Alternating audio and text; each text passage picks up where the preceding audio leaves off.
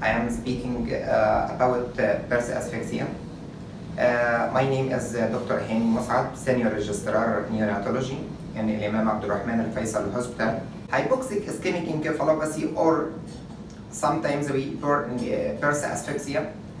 It is a neurodevelopmental state, pathological neurodevelopmental state that occurs in the first days of life, usually after birth in the first days, in which there is disturbed neurologic function of the baby. Baby can't initiate and maintain respiration. How can we diagnose birth asphyxia or hypoxic ischemic encephalopathy? So the American Academy of Pediatric and the American Colleague of Obstetrician and Gynecologists put certain lines for diagnosis of birth asphyxia. First one, cord blood gas should be show metabolic acidosis or mixed acidosis, pH 7 less than 7.00, mostly metabolic, and the Apgar score less than 5 at 5 minutes. Additionally, there is multi-organ affection, renal affection, liver affection.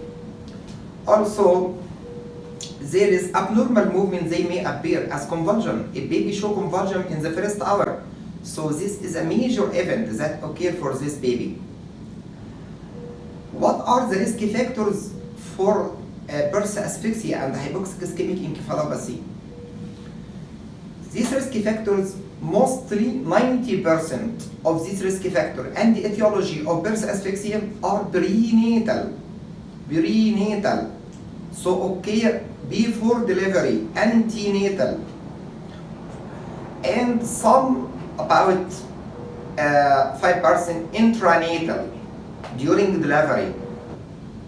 If mother has severe anemia, severe hypoventilation during anesthesia, if the mother has congenital cyanotic heart disease, if the mother has status epilepticus, if the mother has shock, if the mother has anaphylactic reaction, so all these factors leading to severe anemia of the mother and the decreased blood pressure of the mother, this affecting the baby. In management of hypoxic ischemic encephalopathy, one of the first line and the evidence-based medicine, what's called heat cooling or cooling system.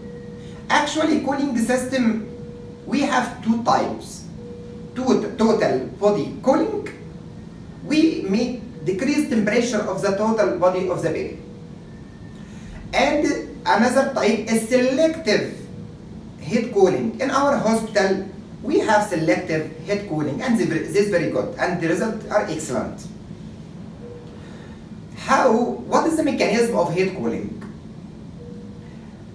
As I said, if in normal, the cells work aerobically,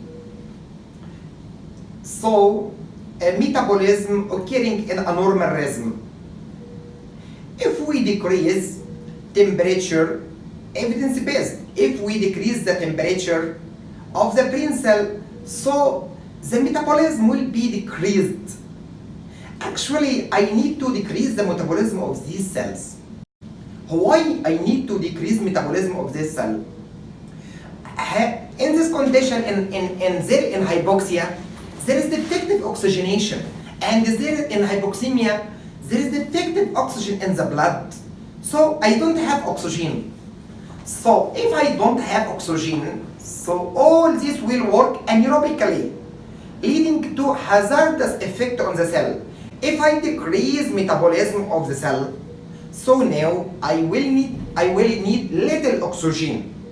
So I will decrease metabolism, so decreasing metabolism by decreasing temperature. In our hospital, we have selective heat cooling. From many other hospitals, life-saving cases and urgent referral for many babies with hypoxic ischemic encephalopathy and birth asphyxia, refer to our hospital for this.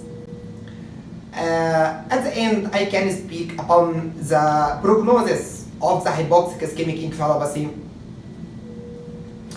The prognosis depends upon the severity of the insult and the timing of this insult. If this insult occurred for preterm baby, will affect more than full-term baby.